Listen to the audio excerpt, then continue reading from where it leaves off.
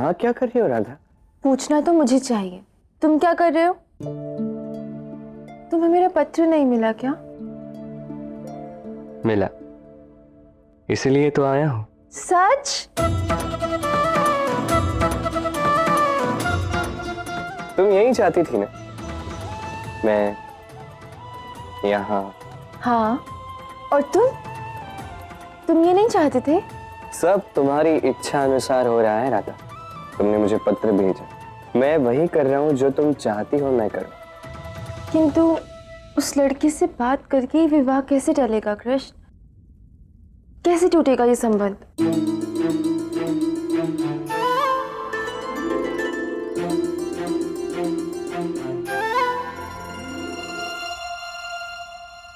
विश्वास है मुझ पर? स्वयं से भी अधिक।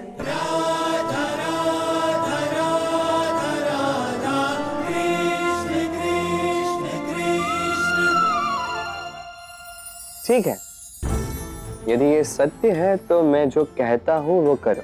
अच्छा, तो बताओ क्या करूं? उससे बात करूं? जब तक उससे बात नहीं करोगी, पता कैसे चलेगा कि उसमें दोष है या नहीं? ये ऐसे बिना किसी कारण से किसी संबंध को मना कर देना बहुत बुरा लगता है राधा। और ऐसे में तुम्हारे और उसके परिवार के सम्मान को भी ठेस पहुंच सकती है। समझ रही हो? तुम सही कह रहे हो, मैं उसमें एक नहीं अनेक दोष बताऊंगी। झूठ बोलने की सोचना भी मत। यदि तुम झूठ बोलोगी तो कोई उसे स्वीकार नहीं करेगा।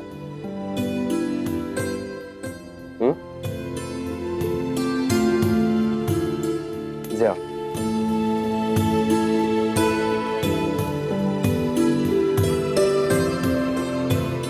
कृष्ण,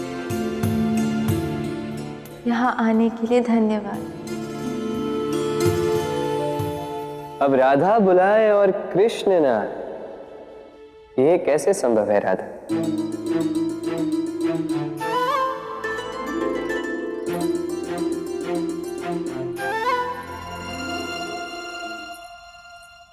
राधा? राधा कहाँ रह गई थी? वो माँ, मैं कृष्ण से बात करने में लग गई थी। कृष्ण से? उत्तर मिला तुम्हें? क्या वो भी तुमसे प्रेम करता है राधा?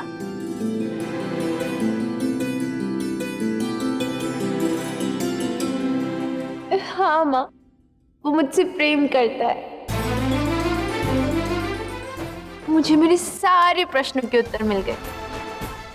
मैंने कृष्ण के लिए पत्र लिखा था।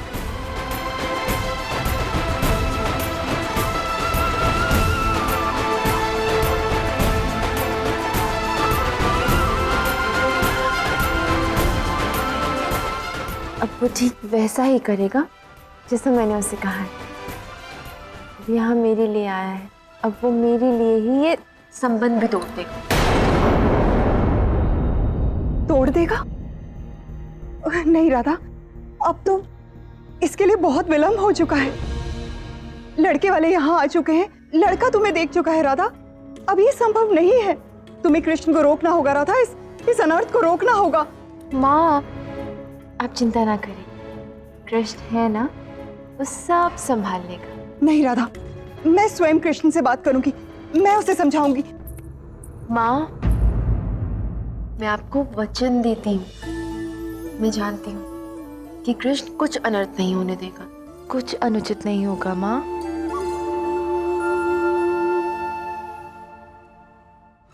पूछिए राधा जी, अब क्या जानना चाहती है मेरे विषय में? जब तक उससे बात नहीं करोगी, पता कैसे चलेगा कि उसमें दोष है या नहीं? जो पूछूंगी सत्य सत्य बताएंगे? 100% सत्य कहूंगा। पूरा ना माने तो यही बात आप सौगंध लेकर कहिए ना। मैं मेरे माँ बाबा की सौगंध खाता हूँ।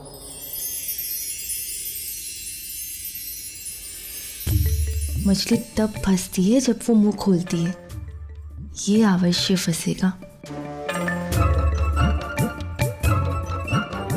कोई बुरी लत?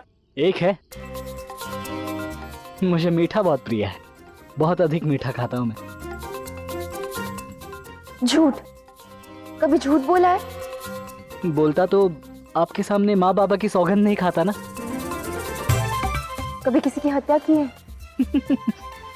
आप मेरी ओर देखिए और बताइए, क्या मैं आपको ऐसा करने वाला लगता हूँ? चोरी, कभी चोरी की है? हाँ। बस अब फंसा। पापा मेरा विवाह एक चोर से तो कभी नहीं होने देंगे। क्या चुराया? धन, आभूषण? नहीं नहीं, स्वाद। मैंने लड्डू चोरी किए थे एक बार। मैंने बताया ना, मुझसे रोका ही नहीं जाता, मुझे मीठा बहुत पसंद है।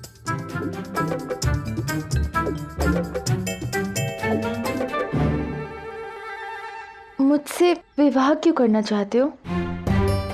क्योंकि विवाह की आयु हो चुकी है और मेरे माँ बाबा को ये संबंध अच्छा लगा। और तुम्हें? अब मेरा मतलब, खैर छोड़ो। प्रेम, कभी प्रेम किया है? हाँ, अपनी छोटी बहन से। मैं अभी आई।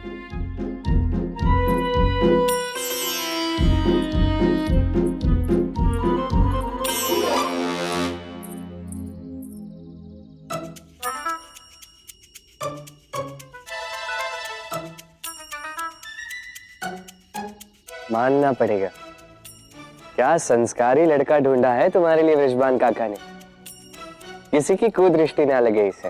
मुस्कुराओ मत, मैं यहाँ फंसी हूँ और तुम्हें ठिठोली सूझ रही है। कृष्ण, देखो, ये उचित नहीं है।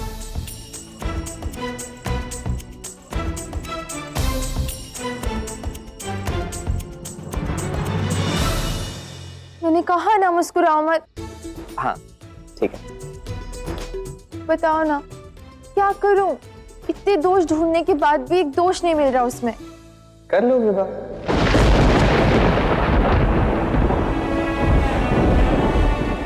क्या? तुम ऐसा कह भी कैसे सकते हो? तुम तो जानते हो ना कि मैं तुमसे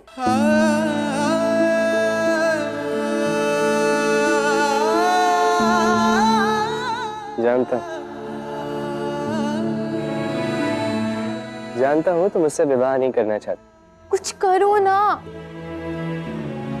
जो करना है तुम्हें ही करना होगा। कर तो रही हूँ, कोई दोष ही नहीं मिल रहा। क्योंकि उसमें कोई दोष है ही नहीं, दोष तो तुम में है। अच्छा, क्या दोष है मुझ में? बताओ। बताओ। पक्का? बताओगे? फिर मुझे मत बोलना। बताओ भी। ठीक है।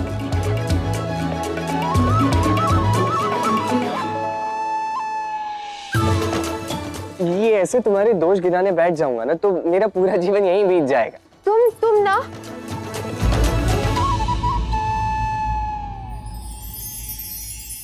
वैसे सुझाव बुरा नहीं है। यदि उसे मुझ में कोई दोष दिख गया तो वो मुझसे विवाह ही नहीं करेगा। कैसे कृष्ण, कैसे मेरी हर समस्या का समाधान तुम्हारे पास ही होता है।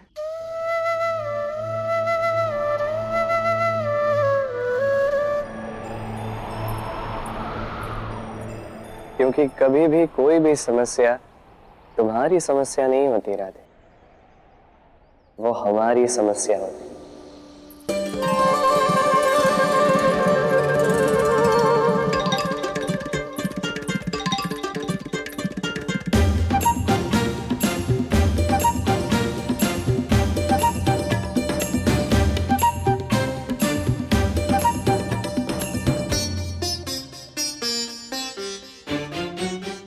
ये आप अचानक कहाँ चली गई थी? आप ठीक हो ना? अब देख लीजिए, ऐसी ही हूं मैं। मेरा जब जो मन करता है मैं करती हूँ। मेरा उठ के जाने का मन था तो मैं चली गई। वो तो आप मेरे अतिथि हैं इसलिए लौट आई। मेरा कोई भरोसा नहीं है। हाँ, मैं बड़ी स्वच्छंद और निश्चिंत हूँ, किसी की कोई चिंता नहीं रहती मुझे। आपकी बातों से तो आप बड़ी मनमौजी प्रतीत होती है। वो क्या है ना, बाबा की लाडली बेटी हूँ। वो इस गांव के मुखिया हैं।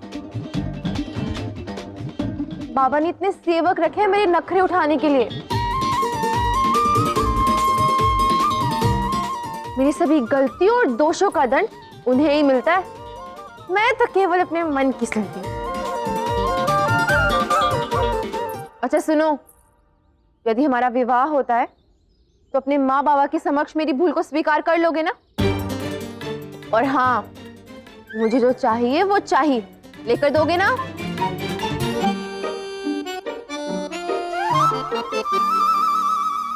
और यदि आपको आपकी मनचाही वस्तु प्राप्त ना हो तो मेरे क्रोध का ज्वालामुखी फटता है। और जब मुझे क्रोध आता है ना, तब तो जो सामने आए उसे स्वयं भगवान जी भी नहीं बचा सकते। वो तो है। जो मेरे मन की ना करे उसकी डंडे से पूजा करती हूँ मैं। अब ऐसा क्यों? क्रोध मेरी नाक पर बैठा रहता है, बहुत शीघ्र आ जाता है मुझे। परंतु इतना क्रोध क्यों? ओहो, तुम भी ना समझते ही नहीं हो। अहंकार से क्रोध आ जाता है। गांव की सबसे सुंदर कन्या हूँ, मुखिया की बेटी हूँ, अहंकार तो होगा ही ना। तुम ठीक तो हो? हाँ। राधा,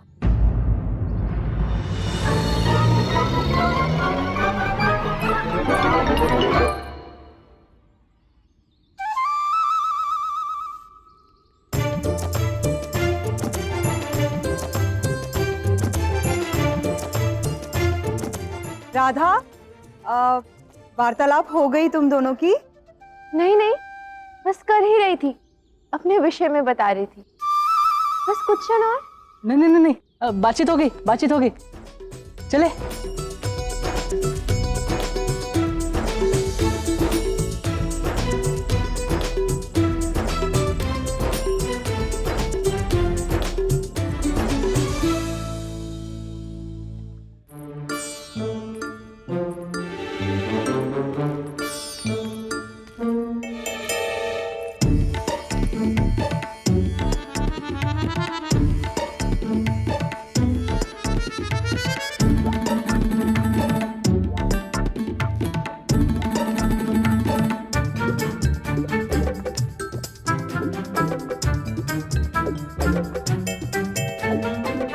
राधा, कर ली व्योमेश से बात? कैसा लगा तुम्हें व्योमेश? इनमें कोई दोष नहीं है बाबा।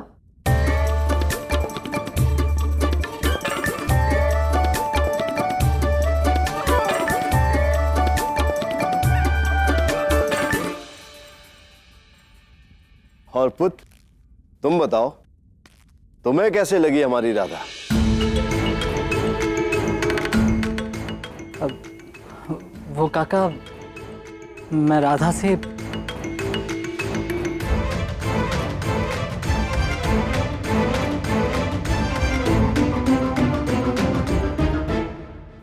से विवाह करने को सज्जो सज्जो सज्जो।